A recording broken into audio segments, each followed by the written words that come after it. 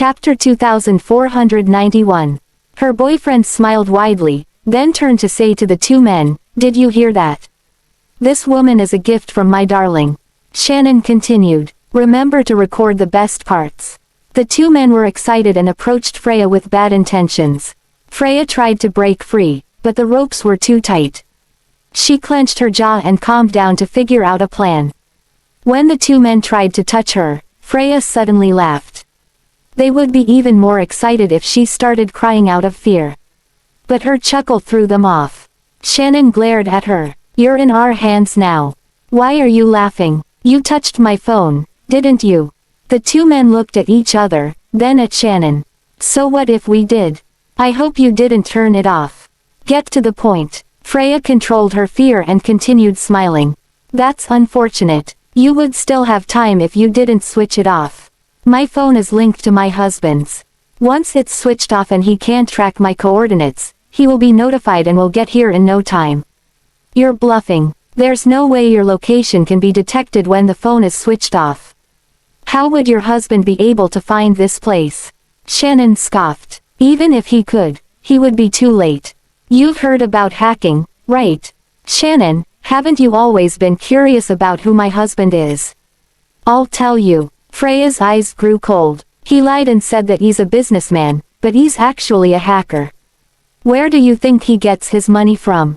Do you think a normal hacker can drive a luxury car? Haven't you seen his setup before?" The men hesitated because they had all seen Colton, including Shannon's boyfriend. He really didn't look like a businessman. Shannon's expression changed, but she still wouldn't let her go. "Enough with this bullshit. So what if he's a hacker? Do you think he can save you?" Freya looked calm and collected. "I can't rely on him, but even if you go on with your plan and record your video, are you sure you want to post it?" "I don't care about my name. Even if the video goes online, he can easily delete it. If you want to destroy me, I don't care, but you need to think clearly about that. It will be easy for him to find information about you. If he sends them to the police and they start investigating, you won't get away. Shannon, it's fine if you want to destroy your own future, but are you going to do that to your boyfriend too? You're too careless. Of all the places, you chose to bring me to his villa. Isn't he going to be in trouble?" Shannon was stunned. She turned to look at him, who looked angry. "Honey, don't listen to her. She's lying." Freya didn't give her a chance to mess things up. "I'm in your hands, so why would I lie? Shannon, what benefit would this bring? Are you going to pay them? Even kidnappers know they should ask for money from the family members, but they're helping you for no reward. You seem to be very good at using your boyfriend. I hope when the police get here, you won't pin all this on your boyfriend." Chapter 2492. Freya was betting that Shannon's boyfriend and the two men weren't dumb. And as expected, the boyfriend glared at her. "Did you bring her to my villa so that you can pin it on us if anything happens?" Shannon did ask for his help to attack a woman, and he obliged. However, when they brought her over, he thought this would just end with the woman staying silent about the incident. He didn't know that the woman had a skillful husband. After what she said, he had to carefully consider everything. He couldn't destroy his own future for a woman. "No, honey, listen to me. She's just scaring us. She can't. Not everyone is as dumb as you are. Do you think your boyfriend will bet on you? Can you do anything that will benefit him?" Freya then winked at the boyfriend. "I, however, can. Instead of having a girlfriend who only knows about spending your money and getting you in trouble, I don't mind having a lover. I could invest $1.5 billion into your company. Cash or gold bars, you decide." Shannon yelled at her, $1.5 billion. Freya Pruitt, stop bluffing. Do you think you have that kind of money? Freya replied with a calm expression, "Have you heard of the rumors?" Shannon froze. "Rumors?" Freya raised her brows. "King William is my grandfather. After his passing, I received an inheritance. $1.5 billion isn't even 1/3 of it." The two men were shocked. She was the granddaughter of King Williams. Even Shannon's boyfriend was shocked. Shannon rushed over and grabbed Freya by her clothes. "Bullshit. How could you be his granddaughter? Aren't you?" Freya still looked calm. You already knew it. I guess you didn't tell them who I am. Quote ellipsis quote. Shannon's boyfriend walked forward and pushed her away. You knew that she's the king's granddaughter. She shuddered as she shook her head. I didn't. She knew that Freya's mother, who was incarcerated, was the illegitimate daughter of the king. Everyone in Yaramore knew that. She just didn't want to admit it. Freya smirked. Do you want to look into it? If I'm lying, you can do anything you want to me. I won't fight back. Shannon's boyfriend immediately got a call and walked aside to answer it. Dad, the man said something, and his face dropped. After he hung up, he turned around and walked toward Shannon. Before she could react, a hard slap hit her face. The two men stood aside and watched without the intention of stopping him. He was still angry, so he grabbed her hair. You bitch, are you trying to get me in trouble? Shannon's scalp hurt, so she screamed, No, I wasn't trying to. Don't listen to her. Shannon tried to explain and wanted her boyfriend to believe her. If it wasn't because of that call, he probably would have. He kicked Shannon to the foot of the bed. Freya felt the bed shake. That was how hard he kicked her. She looked toward Shannon, who instinctively curled up into a ball to protect herself. It seemed like that wasn't the first time he hit her. Chapter 2493. Come to think of it, Shannon always showed off to her friends how well her boyfriend treated her and how nice her life was, but all of that was overcompensation for her broken ego. Police sirens were heard from the window. The officers came over, and the two men immediately released Freya and destroyed the video camera. The door was suddenly kicked open. It was Colton. When he saw that Freya was still dressed and had no signs of injury, he breathed a sigh of relief. Shannon's boyfriend smiled and walked forward. It's just a misunderstanding. We weren't planning on doing anything to your wife. Before he could finish, Colton's fist connected with his face, and he flew backward. Colton hugged Freya and pointed at the men. If this isn't a misunderstanding, you're going to have a painful death. The officers rushed over, then Colton said something to the leader, who got his men to arrest everyone for questioning. When they got to the car, Colton started taking off her clothes. She pushed him away in shock. What are you doing? He calmly replied, I'm checking if you're hurt. No, are you sure? Freya was helpless. Why would I lie? They didn't do anything to me. Colton looked at him but didn't speak. Freya turned her face away. If you don't believe me, you can check when we go home. I'm not in the mood for jokes, Freya Pruitt. Colton was probably angry because he called Freya by her full name. Do you know how worried your dad and I were? What could have happened to you if I didn't go look for you at the college and check the surveillance tapes? All he knew was that he had done a lot of things in a short time and had been distressed. He just wanted to get to her as soon as possible.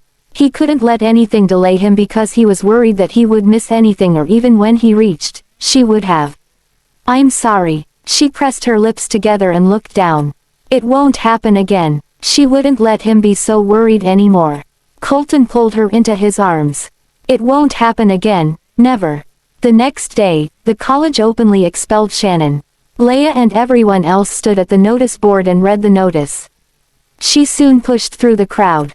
After Freya got there, she bumped into Leia in the corridor and walked toward her. Leia looked at her. Did anything happen to you yesterday? Freya smiled and replied, Nope. I heard that you helped a lot. Thank you. Leia lowered her head. I didn't know Shannon would do such a thing. After she was expelled, she wouldn't be accepted into any institute in Yaramore. She wouldn't even be able to get into a good company for work. Freya sighed. If she thought about the consequences, she wouldn't have done all that. Leia smiled sadly. I guess that's life, isn't it? She paused for a few seconds. By the way, tomorrow's the coronation. Are you excited? Freya chuckled and walked next to her. Somewhat. On the day of the coronation, Diana got up early to get ready. The entire process was very complicated and grand. A lot of members of the media waited outside the palace before the sun came up to get the best spot for photos. The entire lavish grand hall was filled with people running around. In the guest room, Daisy tried on a few gowns but couldn't tighten the waist, so she couldn't wear most of the court dresses. She ended up wearing a custom-made gown. Chapter 2494.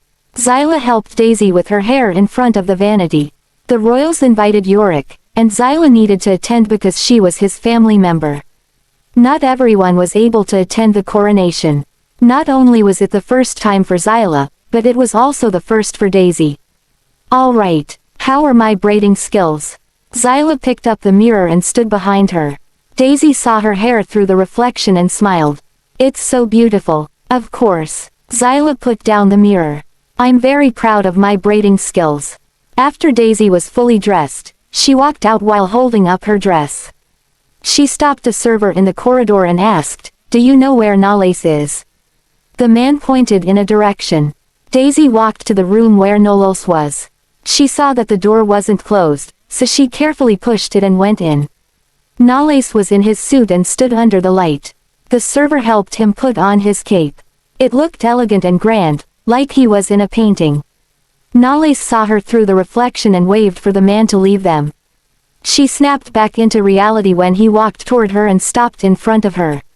"Why are you sneaking around?" Daisy smiled. "To peek at you. Do I look good?" "Yes." She was so mesmerized by his beauty she couldn't think. Nales's lips curled as he pulled her into his arms, then kissed her on her red lips. "You look great too." Her ears turned red, and she grumbled, "You're going to eat away my lipstick." He smiled. "Doesn't matter. You still look good." When the ceremony was about to begin, people filled up the hall. There were ministers, senators, elected officials, and anyone who worked for the royals. Yorick chatted with the guests holding a glass of wine, while Zyla spoke to the socialites and aristocrats. When the bell tolled, Diana and her husband, Rick Knowles, stood at the door. They were both in court outfits, looking elegant and dignified. Standing behind them were Nales and Daisy, followed by Freya and her father, Brandon. Everyone's eyes were on them. Even the members of the media tried to capture everything. Diana walked to the archbishop and lowered her body and head. The archbishop held the crown that symbolized the feats of the past, placed it on her head, then handed her the staff of power. The hall was filled with applause. Other than that, someone else was knighted. Freya's father. He was now a knight and had the same status as the aristocrats. In prison, Sandy and the other female inmates were weeding in the field. When the work was done, she would be able to get back to her cell and wait for mealtime. All the inmates huddled together because even mealtime was limited. If they missed the time, they would have to stay hungry until dinner time. At that moment, the television started showing the coronation ceremony. When Sandy saw that, her pupils shrank. She immediately stood up and pushed her food off the table. How could this be happening? Diana is now the queen. She took over the throne. The guard walked over and gave her a warning. "If you're not going to eat, you need to leave." The other looked away and continued eating. Sandy sat in her seat sadly because she had lost her appetite. However, when she heard that her husband was knighted and had the same status as the aristocrats, she suddenly laughed hysterically. "Oh, my dad. He never gave us a chance when I was around. Now that I'm in prison, this parasite reaped the benefits." Chapter 2495. The other inmates looked at her as though she was crazy. A few guards rushed over to hold her down. Sandy couldn't accept her fate and fought back harder. "Why should you get all the benefits? I lost my son but got nothing. Diana and the Knowles, I curse you to a painful end." She was dragged away. The inmates in the dining hall started talking to each other because Sandy was just a lunatic to them.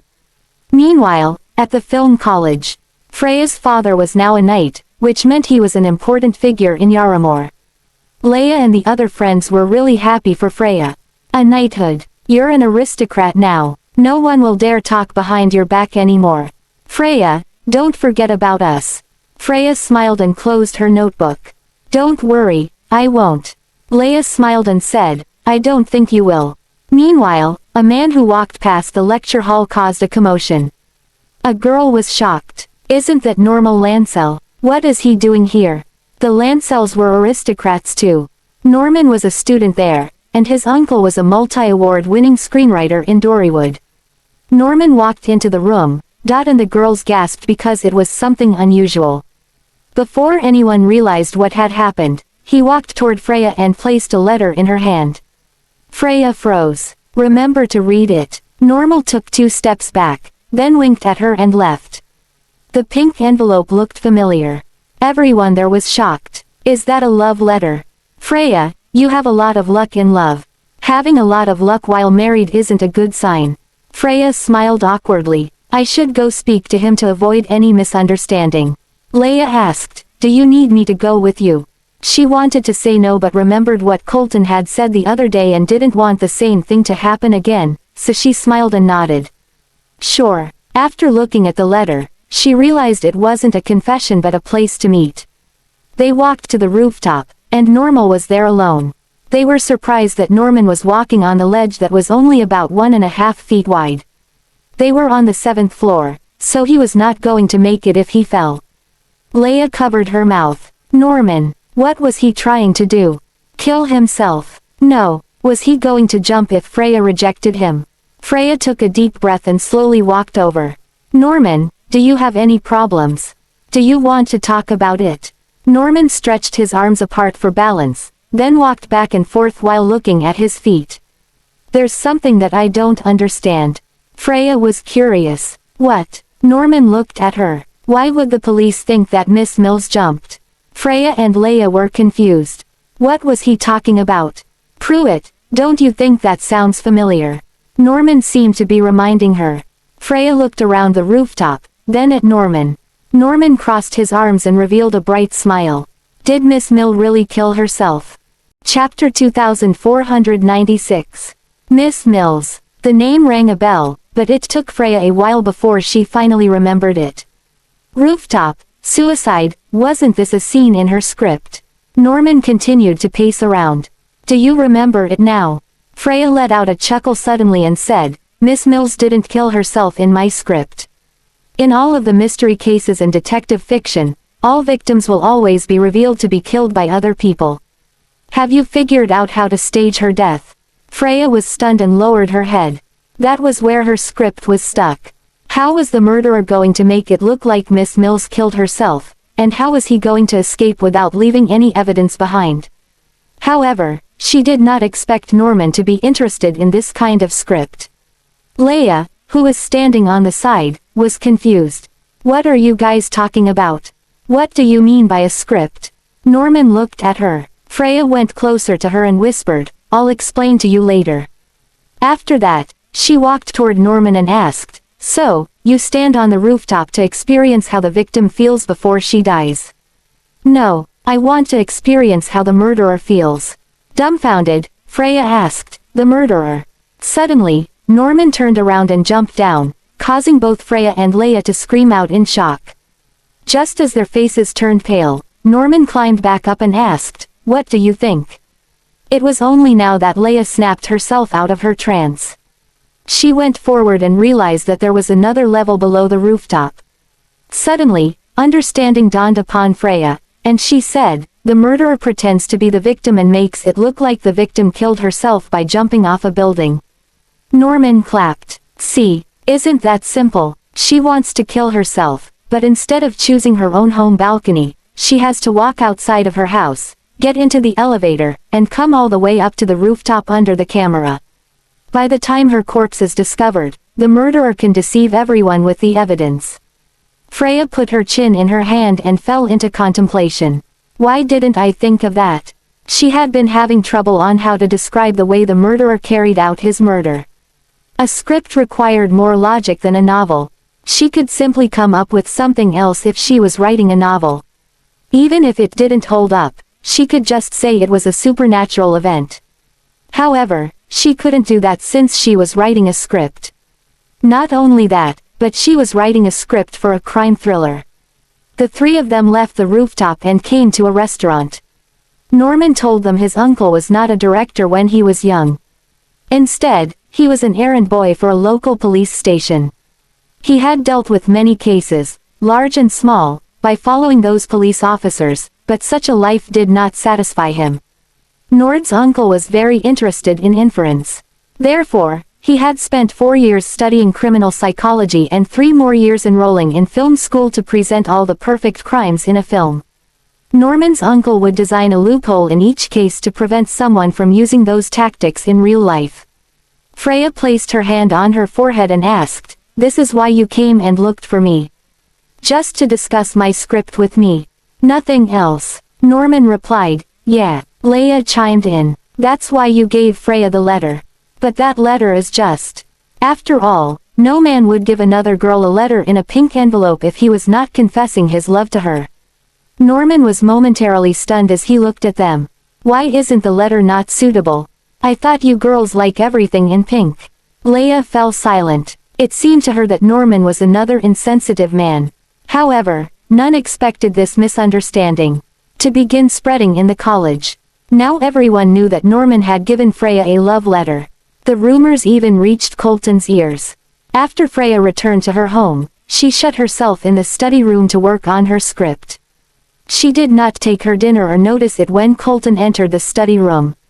Chapter 2497. Colton walked to the table and crossed his arms in front of his chest. "Are you not going to take your dinner?" Without raising her head, Freya replied, "I'm not hungry yet." "Did you eat anything earlier?" "Yeah, I ate something with Leia this afternoon." She was too focused on her, so she failed to notice the changes in the expression on Colton's face. He did not say anything anymore and left the study room. It took Freya a long while before she finally finished the way the murderer carried out his murder. She looked at her phone and realized it was already 1 a.m. She walked downstairs and opened the fridge. However, there was nothing inside. She was very hungry right now, so she cooked herself some spaghetti. In fact, Colton hadn't slept yet, either. He watched her silently from upstairs for a while before returning to their room. After she finished eating her food, she returned to their room. Colton was lying on the bed with his back facing her, so she thought he had fallen asleep. She went into the bathroom to take a shower. She was moving very slowly and lightly as she did not want to wake him up. Just when she lay down on the bed, she felt something was not right. Spinning her head around to look at Colton, she fell into contemplation and turned around to hug him. However, Colton pushed her away. "Don't come near me." She was stunned and sat up. "You haven't slept yet." He did not reply to her. Freya nudged him again and asked, "What's the matter? Think about it yourself." She suddenly recalled that Colton had come to the study room to look for her this evening. Could it be that he was angry because she had ignored him that time? Freya turned him over and lay down on him. "Why are you getting angry all of a sudden?" Colton turned his face around, refusing to answer her question. She tried to kiss him, but he avoided her. Freya cupped his face between her hands and said, "I was busy with this evening. I wasn't ignoring you on purpose." "Really?" he asked. "Of course. Then let me ask you, Freya. When I asked you who you had dinner with in the afternoon, you answered Leia. Are you sure it was her only?" She was stunned. "And Norman too." Colton suddenly pushed her away and sat up. He looked at her and said sarcastically, "It seems like you're very into that aristocratic young man, aren't you?" "Well, I can understand as well. After all, both of you have the same interests. Besides, you must be tired of your own husband, so." Freya pushed him down and looked at him. "Do you know what you are talking about, Colton?" He harumphed coldly. Freya leaned closer and continued. "So, can I say that you're being jealous now?" Colton set his jaw tightly, refusing to answer her question. She chuckled and leaned into his arms. Swirling her finger on his chest, she said, "Well, you've done something like this to me as well in the past, so we're even now." He huffed, letting his breath graze past her head as he said, "I'm not jealous." "Really, Norman likes." She purposely paused for a few seconds. When she saw the change in Colton's expression, she chuckled and continued. "My, are you satisfied now?" There was a momentary silence in the dark. After a short while, he called out to her with his frosty voice, "Freya." "Yeah." Colton suddenly turned his body over, getting on top of Freya as he said, "If you want to get out of bed tomorrow morning, you should stop whatever you're doing now." It was only now that Freya realized how scorching his chest was. After a short while, she landed a kiss on his lips with a smile on her face. The next day, Freya arrived at the college in the afternoon.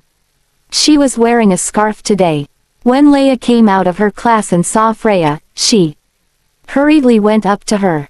Freya, seeing how panicky she was, Freya asked, "What's wrong?"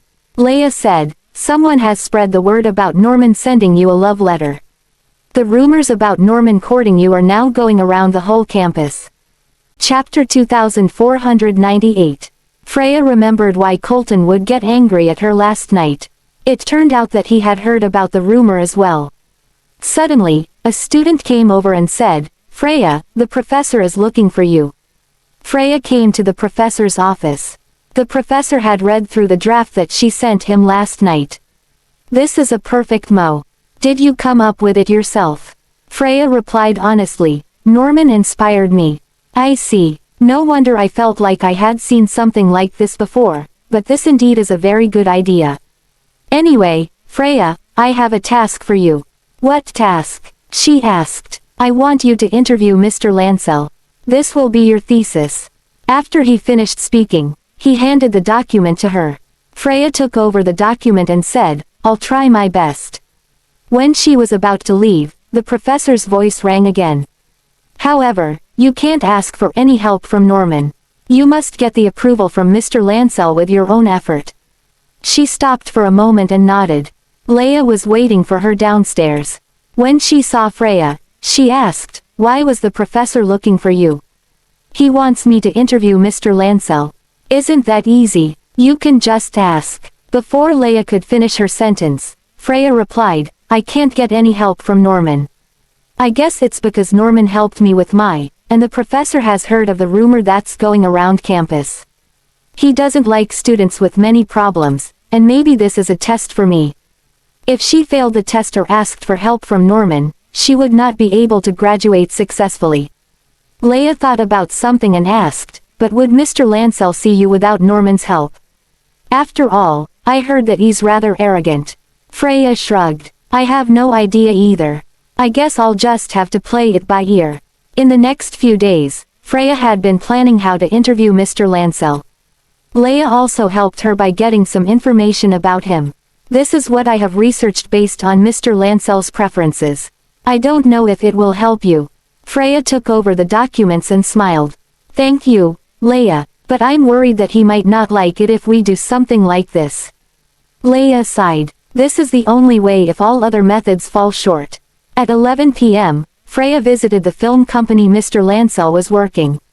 She went to the front desk and reported that she was a graduate student at the film college and wanted to interview him. After the receptionist at the front desk verified her identity, she said, "Please wait for a moment. We need to check with Mr. Lancel and see if he has time or not now." The receptionist made a call, but Freya did not know what they were talking about.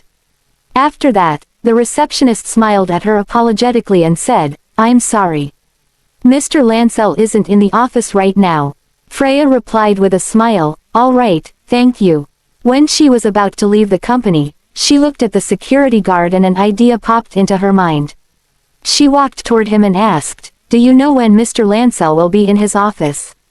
After she finished speaking, she pulled a stack of cash out of her purse and stuffed it into the security guard's hand. This was not the first time the security guard had experienced something like this.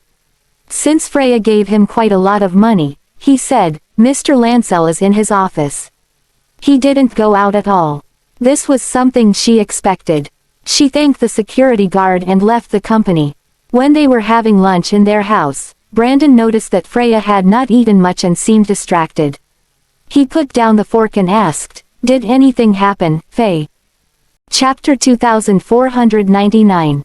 Freya snapped herself back to reality and shook her head. "Nothing. You must tell me if something happens. I'll be worried about you." Brandon remembered something after he finished speaking. "The prison called me just now." She was stunned and raised her head. Brandon continued, "They said your mother is mentally unstable and is behaving aggressively in prison. They'll be transferring her out of prison in 2 days to judicially verify her mental issues." He abruptly stopped, and Freya asked, "What do you mean?" Brandon lowered his face and continued, "It means that if your mother does have a mental illness, she won't be serving time in prison anymore." "When did this happen?" During the coronation ceremony, he replied.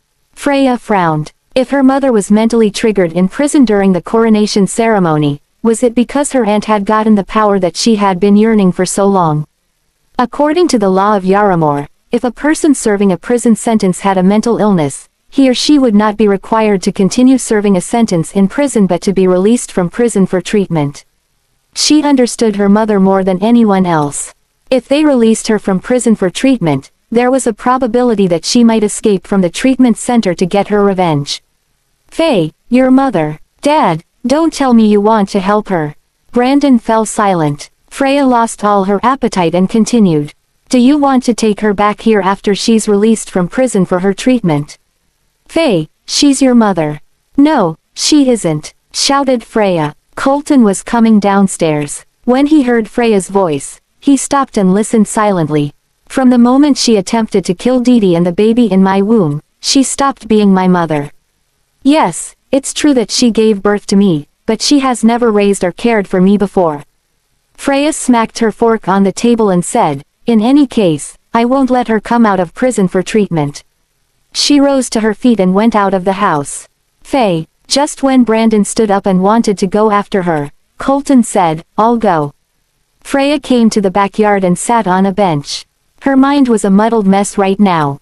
After a long while, Colton walked up to her and said, you don't want her to get out of prison. She was stunned and turned her head to look at Colton.